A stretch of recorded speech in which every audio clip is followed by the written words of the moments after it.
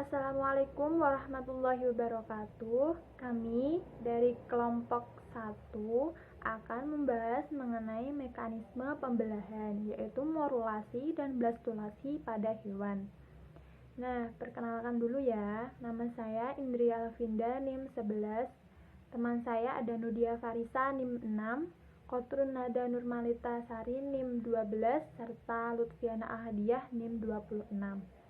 Nah, yang pertama yaitu morula. Morula kan aku jelasin ya. Nah, morula, ada yang tahu nggak morula itu apa? Nah, morula adalah suatu bentukan sel seperti bola atau bulat yang terjadi akibat pembelahan sel terus-menerus. Nah, proses morula ini ada kaitannya dengan proses fertilisasi, di mana saat fertilisasi akan menghasilkan zigot. Nah, setelah menghasilkan zigot, berarti menandai akan terjadinya pembelahan mitosis yang dikenal dengan tahapan pembelahan atau cleavage. Nah, tahapan pembelahan yang pertama yaitu diawali dengan terbentuknya garis lurus pada pusat blastomer yang kemudian mengecil dan membelah menjadi dua sel yang ukurannya sama besar seperti itu. Nah, jadi tadi zigot akan membelah menjadi dua sel. Nah, selanjutnya setelah menjadi dua sel, dia akan melakukan tahapan selanjutnya, yaitu pembelahan mitosis dari dua sel menjadi 4 buah sel seperti itu. Apakah tahapan ini akan berakhir? Belum. Dia akan membelah lagi yang menghasilkan 8 sel yang terjadi akibat pembelahan 4 sel tadi menjadi 8 sel yang tersusun dalam dua garis yang sejajar seperti itu. Setelah menghasilkan 8 sel, dia belum berhenti lagi, dia akan membelah lagi menjadi 16 sel atau blastomer yang merupakan turunan keempat. Kenapa kok bisa dikatakan turunan keempat? Karena tadi yang turunan pertama dia menghasilkan 2 sel. Setelah itu yang kedua dia menghasilkan 4 sel. Yang ketiga dia menghasilkan 8 sel. Terus yang ini dia menghasilkan 16 sel atau blastomer. Setelah 16 dia dapat membelah lagi, dia menjadi 32 sel atau blastomer yang merupakan turunan kelima seperti itu. Nah, turunan ke-16 untuk yang hasilnya 16 sel sampai 32 sel ini dikatakan sebagai morula. Tapi morula dapat dikatakan apabila dia sudah menghasilkan blastomer. Nah, di sini ada katanya, pembelahan dikatakan berakhir apabila sel sudah menghasilkan sejumlah blastomer yang berjumlah 32 dan hasilnya dikatakan sebagai morula. Seperti itu ya. Nah, sedangkan proses terjadinya morula itu disebut apa? Disebut sebagai morulasi. Seperti itu. Nah, di sini ada gambar gimana sih pembelahannya. Nah, ini ada gambarnya. Di situ zigot membelah menjadi 2, terus jadi 2 dia membelah menjadi 4 menjadi 8 menjadi 16 sel sampai dia menjadi 32 sel. Nah, 16 sampai 32 itu disebut sebagai morula apabila dia sudah menghasilkan blastomer seperti itu. Bisa dipahami ya. Nanti selanjutnya ada tahapan blastula. Nah, tadi kalau sudah menghasilkan morula, dia akan melanjutkan lagi menjadi blastula nanti yang dijelaskan oleh Mbak Nada seperti itu. Terima kasih. Assalamualaikum warahmatullahi wabarakatuh. Nama saya Kotrun Nada Nurmalita Sari. Saya akan menjelaskan kelanjutan dari penjelasan mengenai proses morulasi. Jadi, setelah proses morulasi berlangsung, akan terjadi proses yang namanya blastulasi. Nah, blastulasi adalah proses pembentukan dari blastula. dan kelanjutan dari proses morulasi. Jadi teman-teman jangan bingung di sini. Blastula adalah output dari proses yang dinamakan dengan blastulasi. Saya sudah merangkum beberapa istilah yang ada mengenai proses ini agar teman-teman tidak terbalik-balik antara istilah-istilah ini ya. Ada blastomer. Blastomer itu sel-sel hasil pembelahan. Jadi sel-sel blastomer ini sudah ada sejak proses morulasi berlangsung. Karena blastomer ini adalah hasil dari pembelahan setelah proses fertilisasi ya. Terus ada istilah yang namanya blastulasi.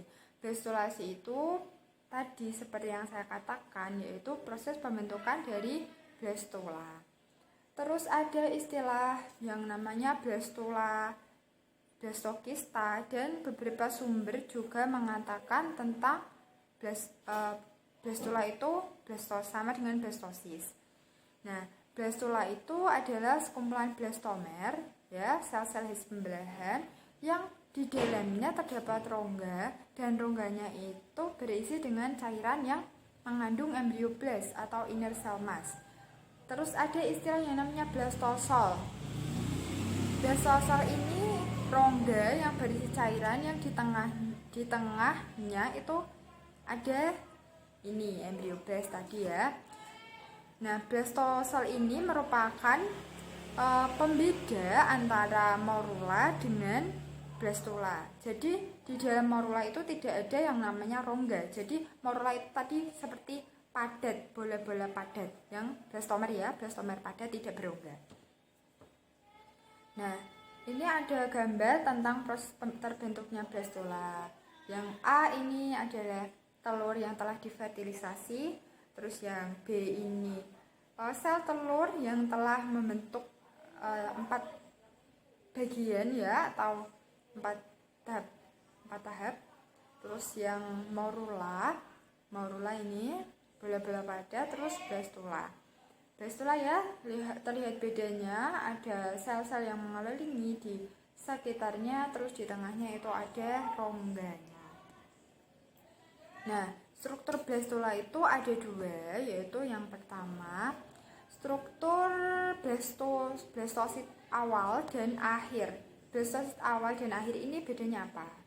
Sudah terlihat dengan jelas bahwa pada blastosit awal itu masih terdapat zona pellucida, sedangkan yang akhir sudah tidak ada.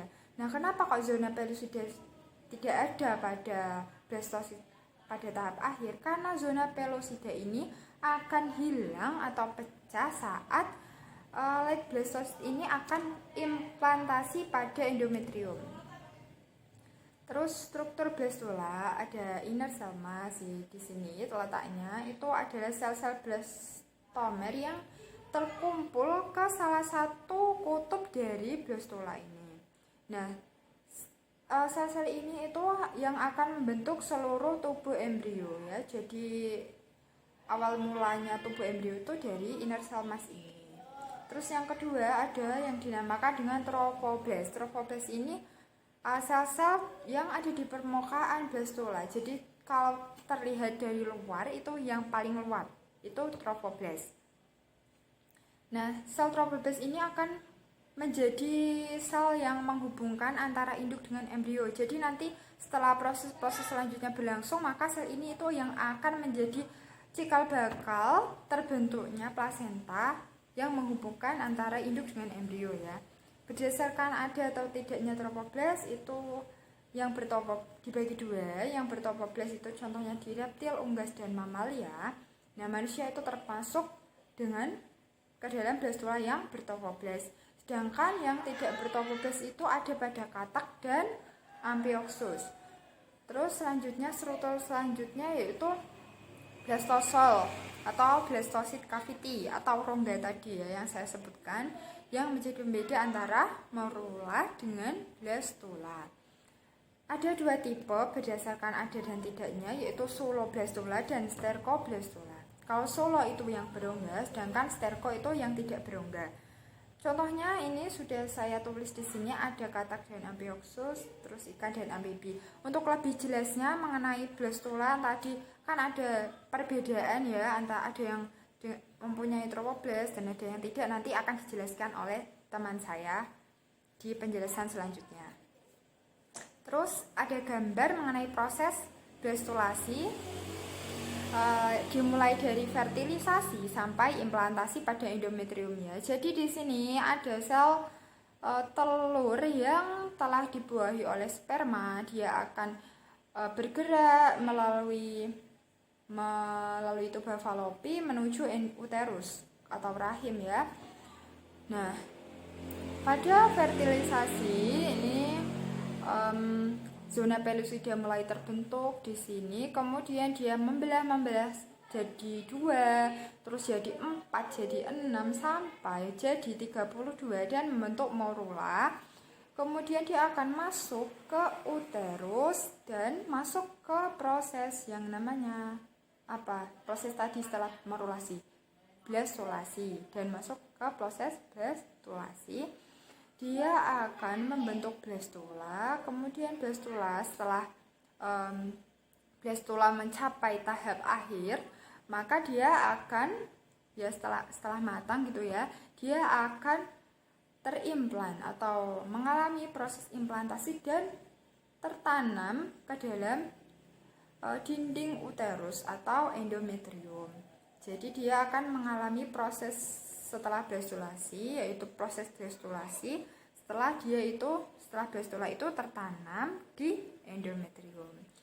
Nah, sekian penjelasan dari saya mengenai proses blastulasi. Selanjutnya mengenai morula, perbedaan antara morula dan blastula pada hewan-hewan akan dijelaskan oleh rekan saya setelah ini. Terima kasih. Oke, selanjutnya yaitu proses morulasi dan blastulasi pada hewan. Kami di sini mencontohkan yaitu yang pertama yaitu bintang laut.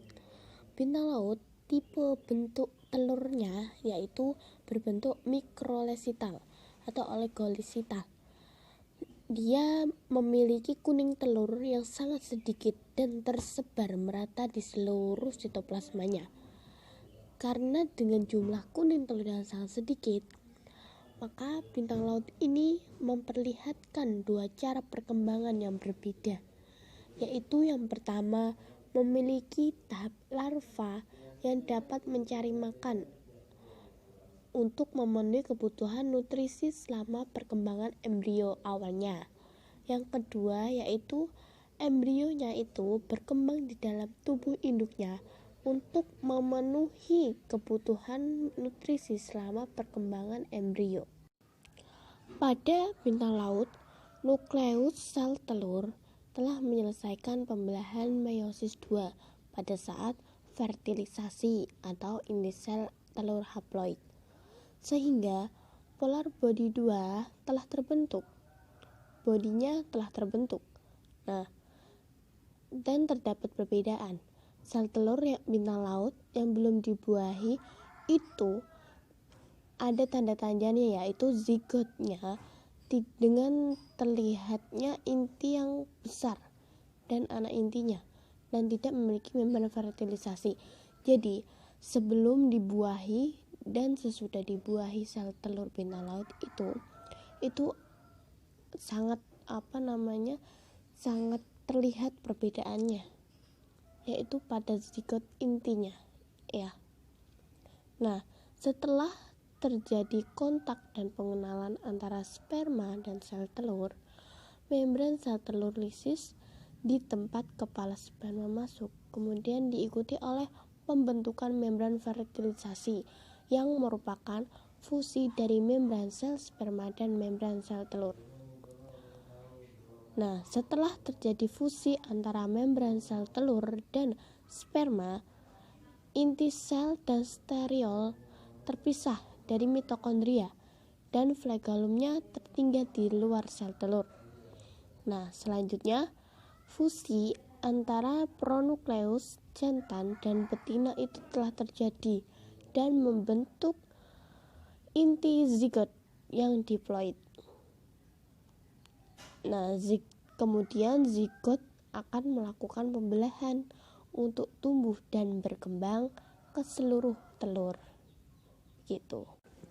Nah, ini contoh perkembangan embrio awalnya ya.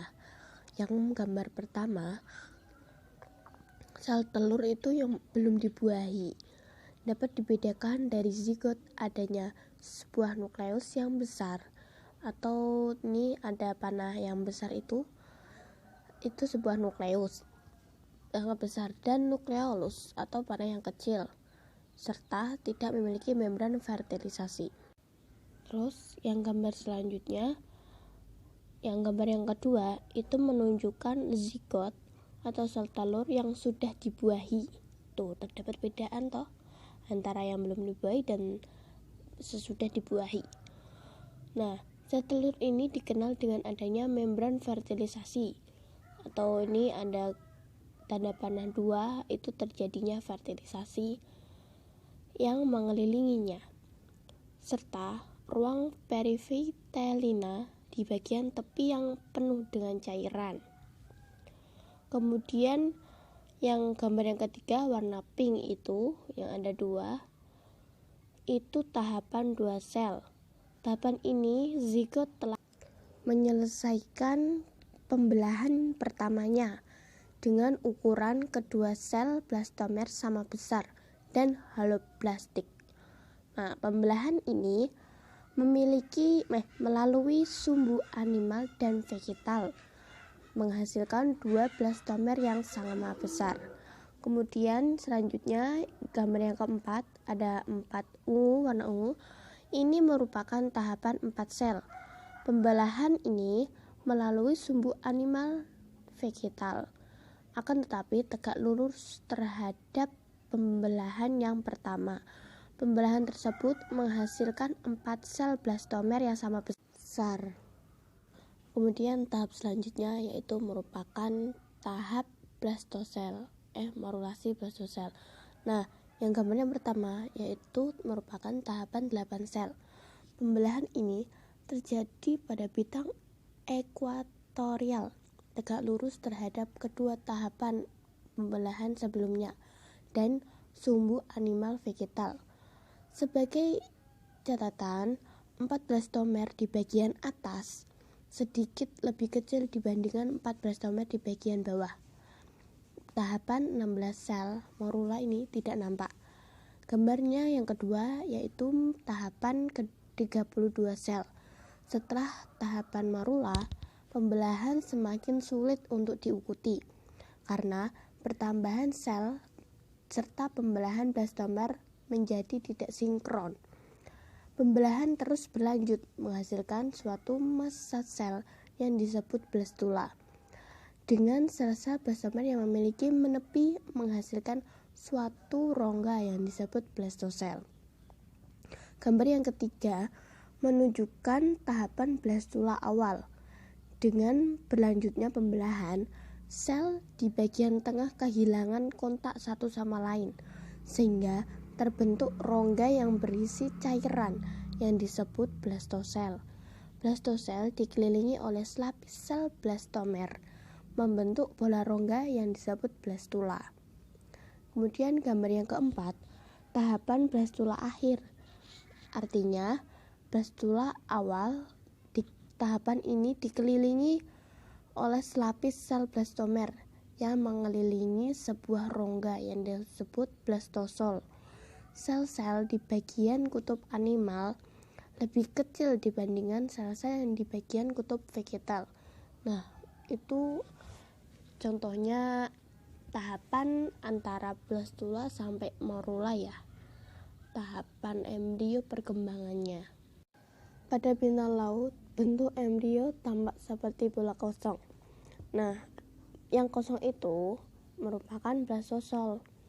Blastula tepatnya berbentuk pada stadium 32 sel. Pada stadium awal, blastula mempunyai silia dan dinding blastula hanya ada satu lapisan sel saja.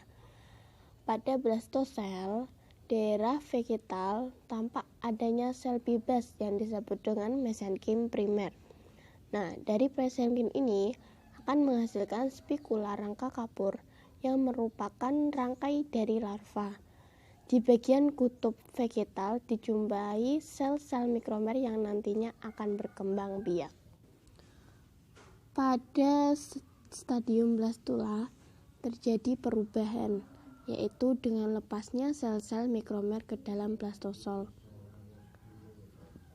Mekanisme masuknya sel-sel mikromer ke dalam blastosol adalah bagian apeks sel-sel mikromer memanjang dan lepas dari lapisan hialin, dan bagian lateral terpisah dari sel-sel vegetatif di sekitarnya.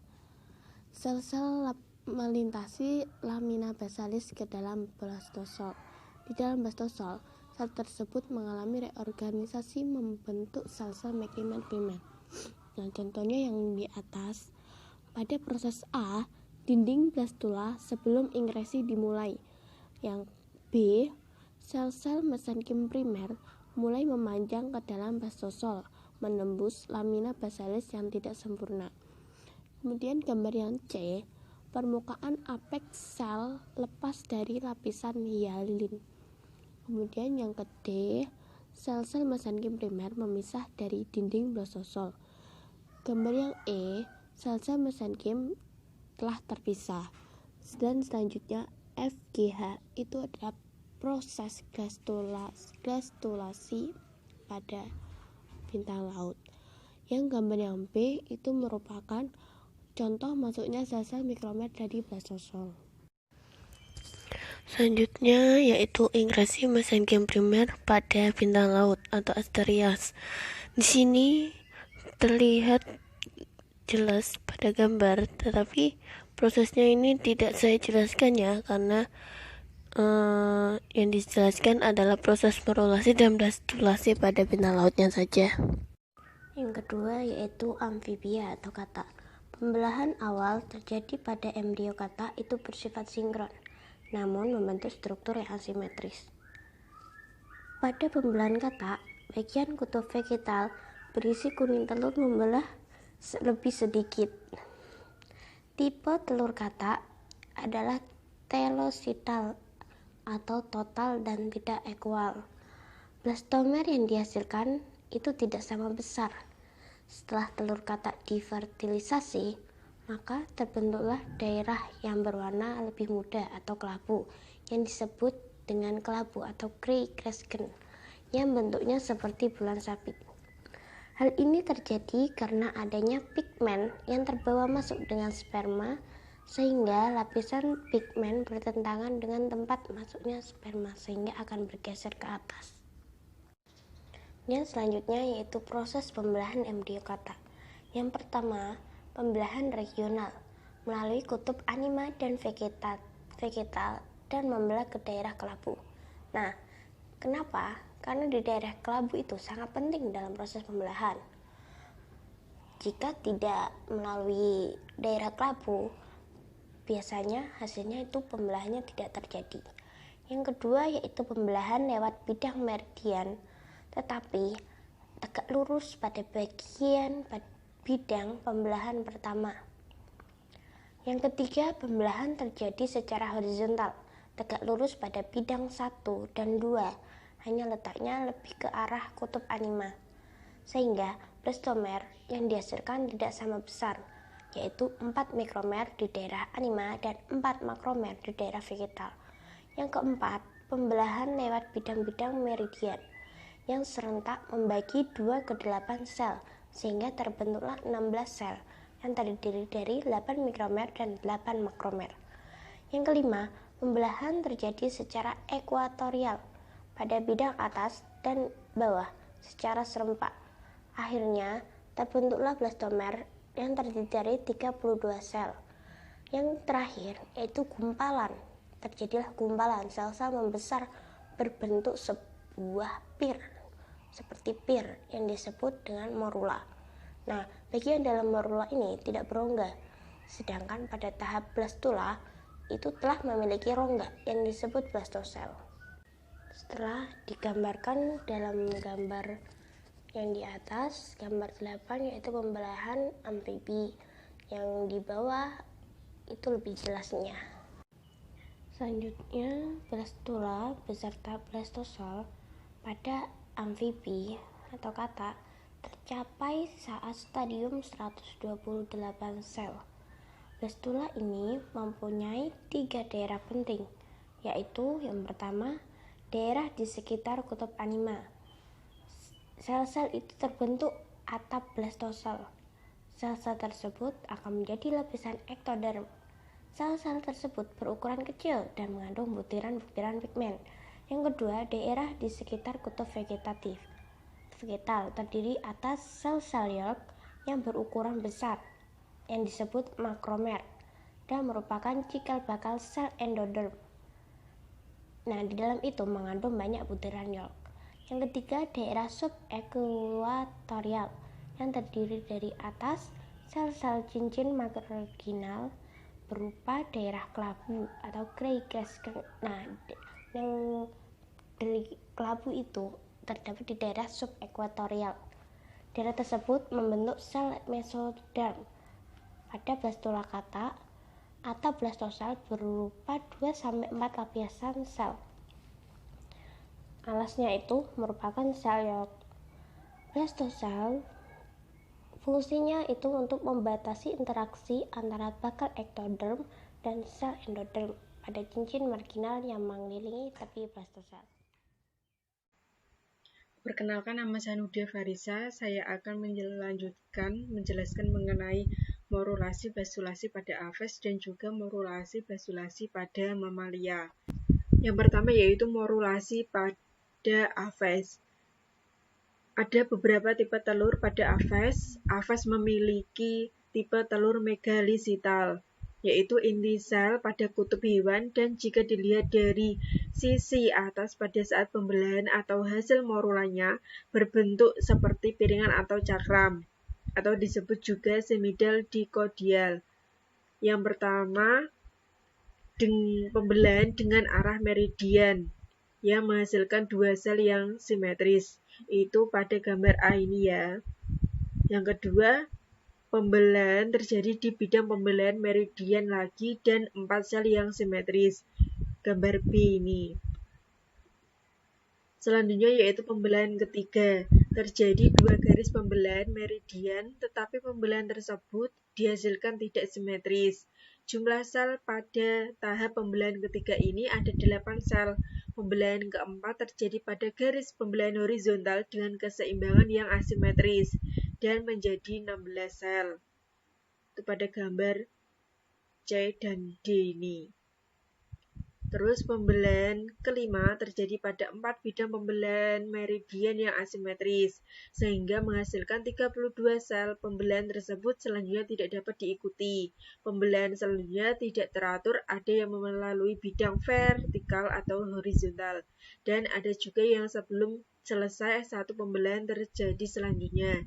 Dari pembelahan awal sampai pembelahan berikutnya, jika germinal disk belum membentuk celah dengan Yolk atau kuning telur, tahap tersebut disebut tahap morulasi. Nah, gambar E sama gambar F diamati ya. Selanjutnya yaitu bastulasi aves. Untuk tipe blastula yang dihasilkan pada tahap akhir pembelahan aves yaitu discoblastula. Discoblastula atau blastula GP ini berbentuk cakram. Pembagian blastula ini ada 2 bagian jika dilihat dari atas, yaitu area opaka dan area pellucida. Yang pertama, area opaka yaitu bagian tengah yang terang dan bagian di mana sel-selnya terpisah dari Yolk di bawah. Yang kedua, area pellucida yaitu bagian pinggir yang sedikit gelap atau kental dan merupakan daerah yang sel-selnya berhubungan dengan Yolk di bawah. Yang selanjutnya ada juga pembagian daerah utama dari discoblastula menjadi epiblast dan hypoblast. Epiblast adalah bagian blastomer terletak sebelah atas atau daerah kutub animal. Sedangkan hypoblast adalah bagian blastomer yang terletak di sebelah bawah atau kutub vegetatif. Nah, di sini epiblast dan ini di atas Yolk itu hypoblast. Selanjutnya yaitu morulasi dan blastulasi pada mamalia. Pembelahan embrio hewan mamalia tidak semuanya membelah dalam waktu yang bersamaan, sehingga blastomer tidak mengalami peningkatan dari 2, 4, 8, 16, 32, dan seterusnya, tetapi seringkali berjumlah ganjil yang berbeda mungkin periode kompaksinya.